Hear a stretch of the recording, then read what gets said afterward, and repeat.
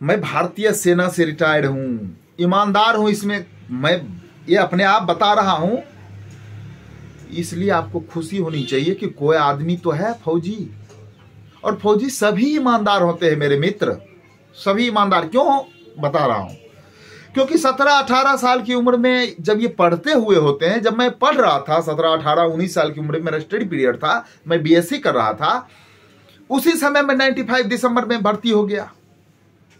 और भर्ती होने के बाद 22 साल 24 साल 30 साल जो भी लोग सेवा करते हैं वो सेना में सेवा करते हैं, सेना के डिफरेंट लोकेशन में, भारत के डिफरेंट लोकेशन में सेवा करते हैं, बड़ी बड़ी झंझावात से मुकाबला करते हैं, चाहे वो जम्मू कश्मीर में आतंकवादियों की गोलियों का डर हो, चाहे मौसम की मार हो, चाहे लेह में बर्फ का हो, पूर्वांचल में समस्या हो, हर जगह पे इतनी मुश्किलात, उत्तराखंड में हो, जहां भी सेना होता ही है इसीलिए भाई, संघर्ष का सामना करने के लिए। उन संघर्षों का सामना करके हम लोग यहां तक बढ़े और रिटायर हुए। तो ये कोई शक की बात नहीं, अगर हम 22 साल नौकरी करके रिटायर हुए और 19 साल 20 साल में भर्ती हुए तो 42 साल तक हम ईमानदार रहे। एक व्यक्ति, गांव भर में एक कहावत है, मेरे भी पिताजी कहते हैं और भी बुजुर्ग लोग कहते हैं कि 25 तक पूछ सपूत जो हुआ हुआ, नहीं तो गया झुक गया। 25 साल उम्र तक, तो 25 साल उम्र तक, अब तो मेरी उम्र 42 साल में, हम 42 साल 43 साल में फौजी रिटायर करते हैं। रिटायर करने के बाद भी फौजी ईमानदारी रहते, चूंकि फौज में उनको कहीं कोई बेईमानी, कहीं कोई गलत करने का कोई गुंजाइश नहीं होता है। गलत कुछ वो भी कर सकते हैं जो भर्ती गलत होते हैं, जो 10 लाख 5 लाख रुपया दे करके गलत तरीके से सरकार के सिस्टम को हैक करके लोग, दलाल लोग भर्ती करते हैं। हो सकता है उनके मन में हो कि भाई मैंने तो 10 लाख रुपया दे करके बहाली किया, तो मेरे तो इतने इंटरेस्ट चल रहे हैं, कहां से आएगा। लेकिन हम लोगों का कोई अठन्नी चौनी कहीं भी भर्ती में खर्च नहीं हुआ, ईमानदारी पूर्वक नौकरी की और शान से नौकरी किए, भारत माता की सेवा में तन समर्पित, मन समर्पित और ये जीवन धन समर्पित करके इस बुलंदियों के साथ नौकरी किए कि तेरा वैभव अमर रहे मां, हम दिन 4 रहें न रहें। माता की वैभव, भारत की अस्मिता, भारतीय लोकतंत्र की मजबूती के लिए हम लोग तटस्थ रहे, नौकरी किए और रिटायर हुए। अब रिटायर होने के बाद मजबूरी यह है कि भारतीय सेना को वर्तमान सांसद हमारे बेगूसराय के माननीय गिरिराज सर समस्याओं को लेकर के 5 साल तक टरकाया, खूब टरकाया। हम लोग खूब मिलते रहे, प्रणाम सर, ज्ञापन पे ज्ञापन देते रहे। 1 रैंक 1 पेंशन में सैनिकों के साथ जो मोदी सरकार ने धांधली किया उसको लेकर के भी ज्ञापन दिए, यहां से राष्ट्रपति तक ज्ञापन गया, पूरे देश के लोगों से ज्ञापन गया, अनेक समस्याएं हुई। तो मैंने उनसे कहा, जो सैनिक रिटायर होते हैं उनका इकट्ठा पैसा काट लिया जाता, अधिकारियों का 1 लाख से प्लस, जेसीओज का 50,000 से प्लस, जवानों का 30,000 से प्लस, इस ढंग से पैसा काट लिया जाता है स्वास्थ्य सुविधा देने के नाम पे। और पर मंथ मिलने वाला चिकित्सा भत्ता भी नहीं दिया जाता है कि आपको हम जिला में सुविधा देंगे हॉस्पिटल की और ईसीएचएस की। लेकिन नीलबट्टा सन्नाटा, कुछ नहीं है बेगूसराय के लिए। उसके पूर्व में आपको लेकर चलूं कि जिला सैनिक कल्याण कार्यालय देखिए, ये वीडियो जिला के पूर्व सैनिकों के लिए बहुत महत्वपूर्ण है, क्योंकि आज मैं जो बताने जा रहा हूं उसको गौर से सुना जाए। बेगूसराय जिला में पूर्व सैनिक कल्याण, मतलब जिला सैनिक कल्याण कार्यालय हो, जिसमें सेवारत सैनिक और रिटायर्ड सैनिकों के वेलफेयर का पूरा ध्यान रखा जाता है उस सैनिक सोल्जर बोर्ड के द्वारा। क्योंकि सर्विंग सोल्जर देश के अन्य हिस्सों में कार्य करते हैं, उनके घर की परेशानी को डिजॉल्व किया जाए, उनके घर के परेशानी को रिजॉल्व किया जाए, इसलिए सोल्जर बोर्ड होता है। और पूर्व सैनिकों के लिए वेलफेयर का ध्यान रखा जाता है, वीरांगनाओं का ध्यान रखा जाता है, इसलिए सोल्जर बोर्ड होता है। सोल्जर बोर्ड के नाम से स्पष्ट है कि जिला सैनिक कल्याण कार्यालय, इट मीन्स हर जिला में होना चाहिए। सरकार अपनी सुविधानुसार अपने पद प्रतिष्ठा क्रिएट कर लेते हैं, बढ़ा लेते हैं, सब कुछ सुविधा ले लेते हैं, लेकिन जो जिला सैनिक कार्यालय नाम से स्पष्ट है कि जिला में होना चाहिए, वो जिला में नहीं होता है।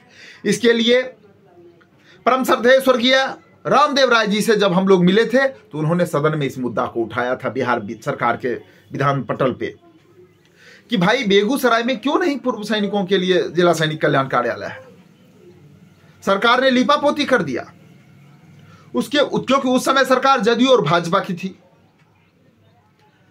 उसके बाद हमने आदरणीय सत्तासीन विधायक राजकुमार सर मटियानी के विधायक, उनसे सदन में सवाल उठवाया, बेचारे ने सवाल उठाया, इसमें कहीं कोई शक नहीं, मैं राजकुमार सर का आभारी हूं।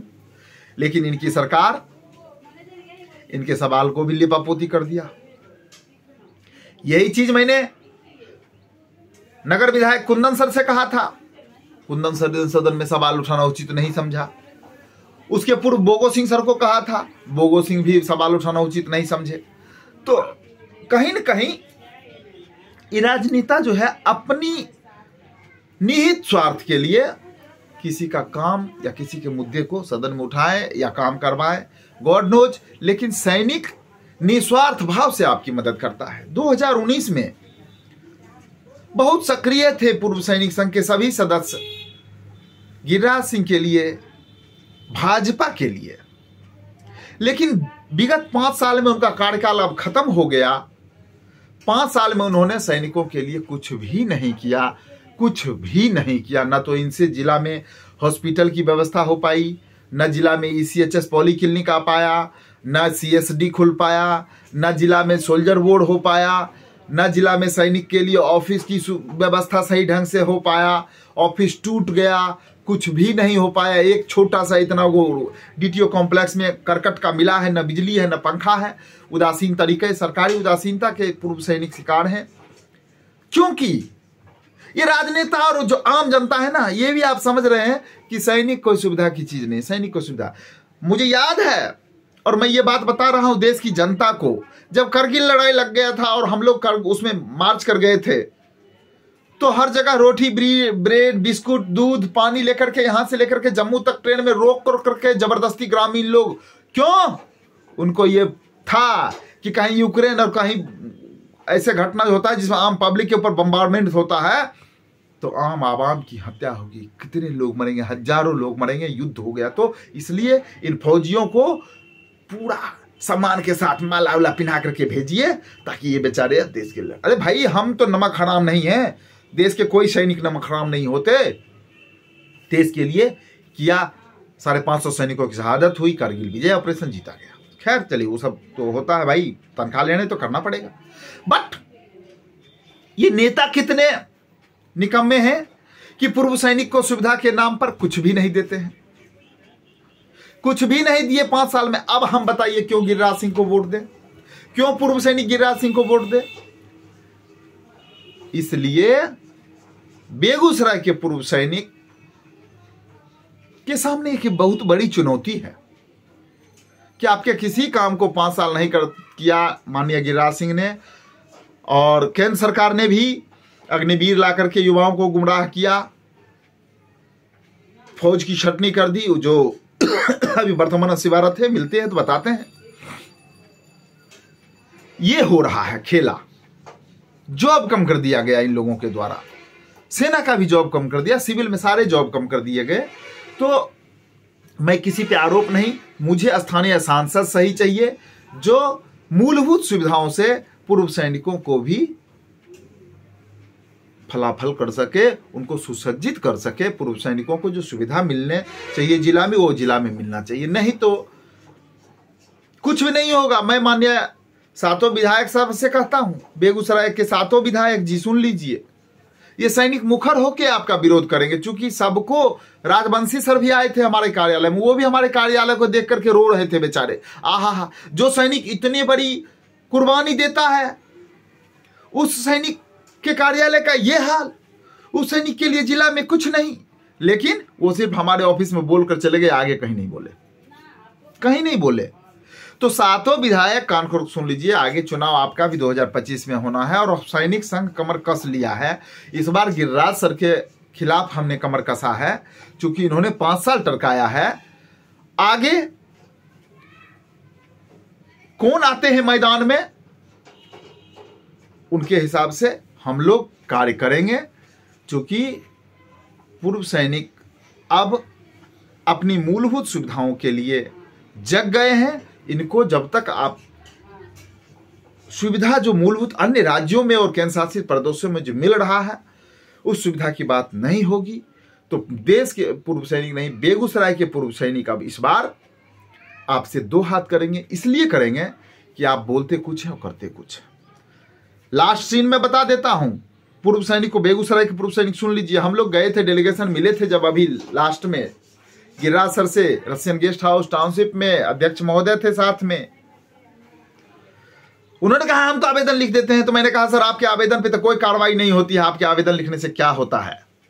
तो इसका मतलब है कि मैंने कुछ नहीं किया। तो मैं आपको कॉल जोड़ता हूं, गिरिराज सिंह ने कहा, सुन लीजिए, मैं आपको हाथ जोड़ता हूं, कॉल जोड़ता हूं कि आप मुझे वोट नहीं दीजिएगा।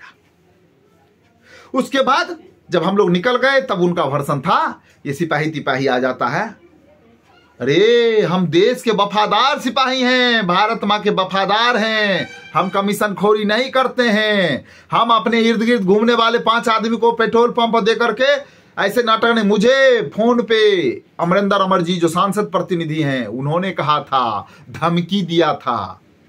सैनिक संघ के पूर्व सैनिक सुन लीजिए, अमरिंदर अमर जी ने कहा था कि भवेश जी संतोष राय का हाल देख रहे हैं ना। अरे मैं ऐसा कौन सा आप शब्द आपको कहा भाई मेरे?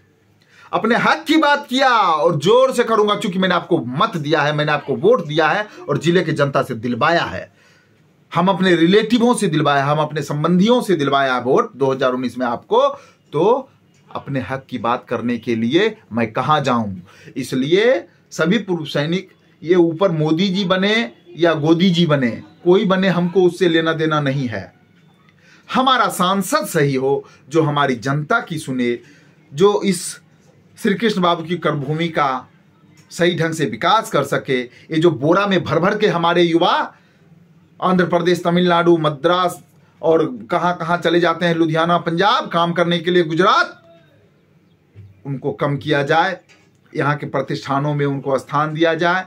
विकास यहाँ काफ़ी साधन और संसाधन है, यहाँ भी हो सकता है। इसलिए सभी लोग डट करके अपने स्थानीय सांसद सही चुने। जो बेगूसराय, मैं बोगो सिंह के बात से सहमत हूं। बोगो सिंह कहते हैं ना ये बात कि अरे बेगूसराय का बेटा रहेगा तो हक से काम करवाएंगे, करना पड़ेगा उनको काम, नहीं तो उनके घर का शीशा फोड़ देंगे, नहीं तो उनका खपड़ा फोड़ देंगे, उनका विरोध कर लेंगे। क्या किया गिरिराज सिंह ने? कुछ नहीं किया। मोदी जी मोदी जी मोदी जी करके, अरे मोदी जी सबके लिए कर रहे हैं। ऐसा कौन सा राज्य है जहां रोड नहीं है? ऐसा कौन सा फैक्ट्री है जिसका जीर्णोद्धार नहीं हुआ है? अरे आप तो खाक किए सिमरिया पुल देख लीजिए ना भाई, आप जब आए थे उस समय भी 1 वे था, अभी भी 1 वे। इसलिए ज्यादा ना बोलते हुए मैं बेगूसराय के पूर्व सैनिकों से निवेदन करूंगा, अभी समय है, गिरिराज सिंह को वोट नहीं देना है, कोशिश यही जारी है। चूंकि उन्होंने 5 साल हम लोगों को, पूरे टीम को टरकाया है और लास्ट में कह दिया का कॉल जोड़ करके आप वोट नहीं दीजिएगा, हमें आपके वोट की जरूरत नहीं है। और ये सिपाही तिपाही आ जाते हैं तो इनको सिपाही की औकात दिखा देंगे। हम देश के रक्षक हैं, हम असली रक्षक हैं, हमारे रक्षक ये नहीं हो सकते, इनके रक्षक हम हैं। जय हिंद, जय भारत, वंदे मातरम।